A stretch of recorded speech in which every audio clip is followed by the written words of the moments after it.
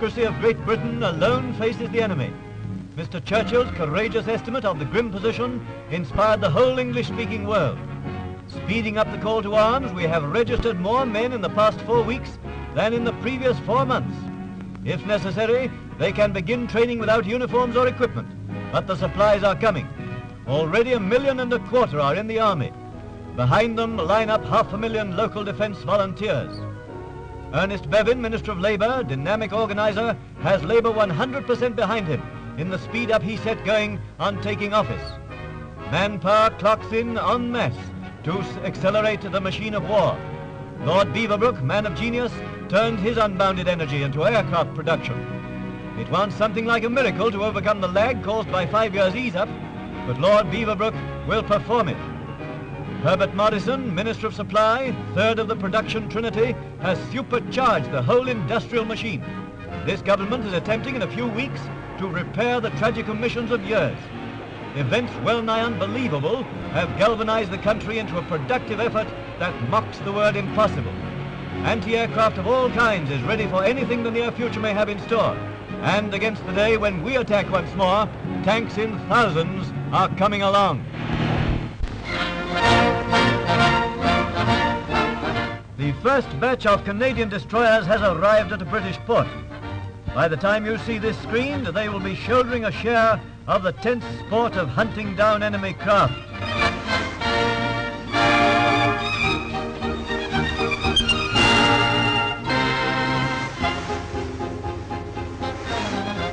The name of one Canadian officer is Lieutenant Commander Horatio Nelson Lay, another Lieutenant Commander de Wolfe, and to their historic and glorious names they are determined to add further glory.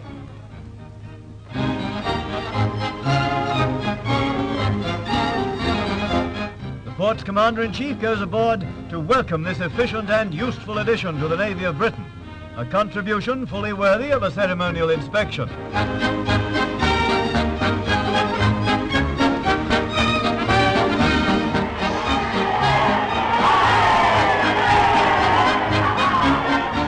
Yes, there's nothing quite the same as a sailor's cheer, and that hearty yell was improved by the knowledge that a spot of ship's lee was to follow it.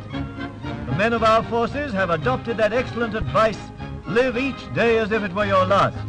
Whatever they do, their whole heart goes into it, throbbing in unison with the heart of the mother country.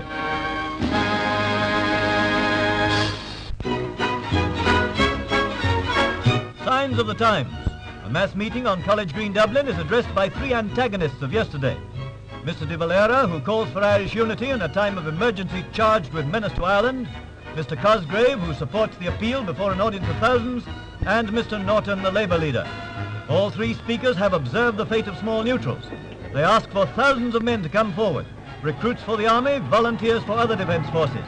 And here they come, lorry loads of them, reporting at the barracks, ready once again to fight for old Ireland's freedom and to repel any aggressor.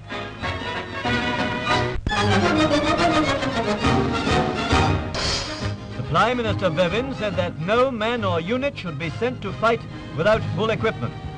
Here is some evidence that the workers have kept their promise to work like fiends for the protection of the fighting men. I saw these heartening scenes at a South Coast port when the new and completely re-equipped B.E.F. sailed recently for France. The men, too, were rehabilitated, fit as fiddles and determined to call the tune. Ready and even eager to fight side by side with the French and effect a turn of the battle's tide. But France decided otherwise. So the new B.E.F. returned, disappointed. They also brought most of their brand new equipment back with them. Now they're waiting for the German attempt to land troops in Britain, waiting to feel the thrill of fighting on British soil and repulsing the invaders from their very own doors. They have sworn an oath to do it, and they will.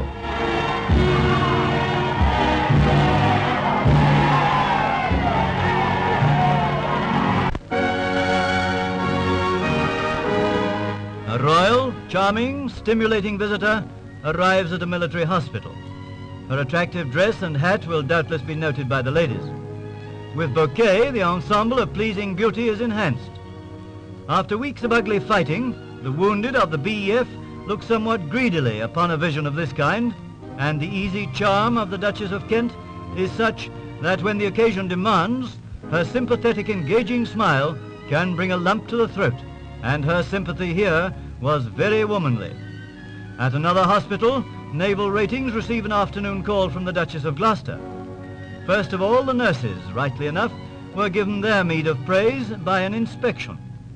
Florence Nightingales were once rare, now they are legion, and they are almost as self-sacrificing as the famous Lady of the Lamp herself.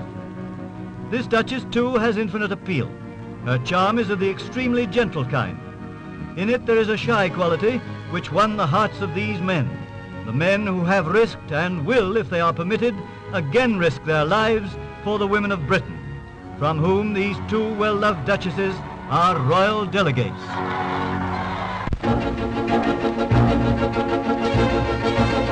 Nearly 9,000 US planes were on order for the Allies even before the Blitzkrieg. Now America sends her own army planes. American markings are painted out. 3,000 aircraft have been delivered to date.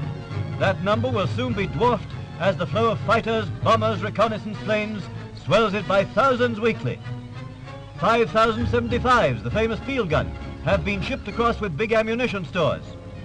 From the Ford plant in Detroit comes the reassuring news that this factory alone could turn out 1,000 fighting planes a day. Henry Ford himself examined a pursuit plane and confidently named that great figure. This still energetic industrial genius is enthusiastic to apply mass production to airplane manufacture. The Ford plant is on our side. Hundreds of flying fortresses, the most heavily armed bomber in the world, are on order. They carry a crew of 9 and guns bristle from every side, above and below. Remember that America is the greatest industrial force in the whole world.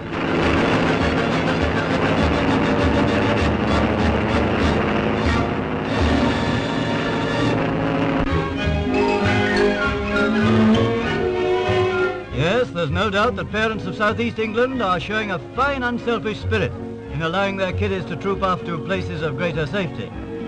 In any case, the gentle green fields and lanes of the West Country will increase their love of Britain, and the change will do them all good physically. Most of the evacuees were pleasantly excited. Others were wondering what it was all about. If there was any sadness, I didn't see it. Oh yes, I saw one tearful case where a small child had dropped and scattered a wee poke of peppermint humbugs, and there was no chance of rescuing them. Now go steady, driver. Goodbye, kiddies, and don't forget to write home regular. The fifth column menace is taken seriously in Canada, too. Anti-fifth column guards, drawn mainly from old soldiers, keep watch on bridges and vital points. Since the government has announced the formation of a force of home guards who will have duties similar to LDVs, veterans all over Canada parade to proclaim their readiness to enroll in such a force. At Hamilton, Ontario, they take the oath of allegiance to king and country. Posters on windscreens warn Montreal against the activities of fifth column gentry in English and French. This city contains a fascist organization known as the National Unity Party. In a raid by police, large quantities of fascist literature and other interesting documents were seized. The headquarters are closed indefinitely.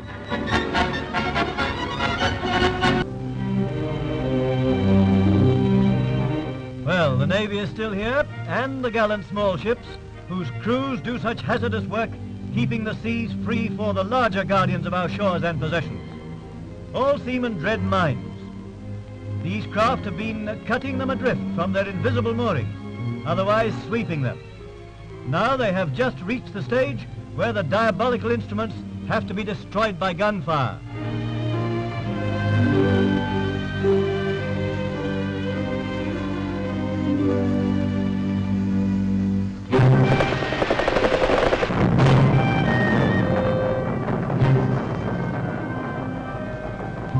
And that's how the sea roads are made safe, or at least safer than they would be, for convoys. Here is one of these caravans of the sea making its way to a British port. Here too is food for you and raw materials for the hungry factories.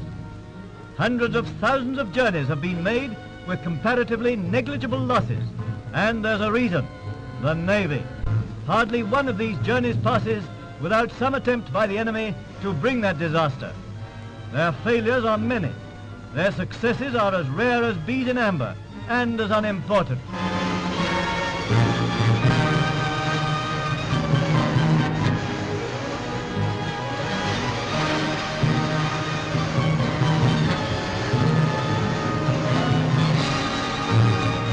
Even now, a coming attack is signaled.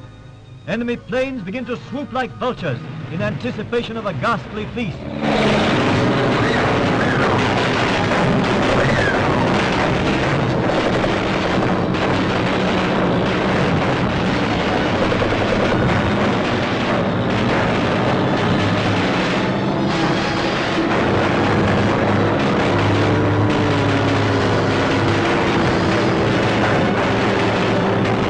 At least one enemy plane has felt the crushing force of our arms, and the cameraman keeps on turning until the broken machine crashes into the sea.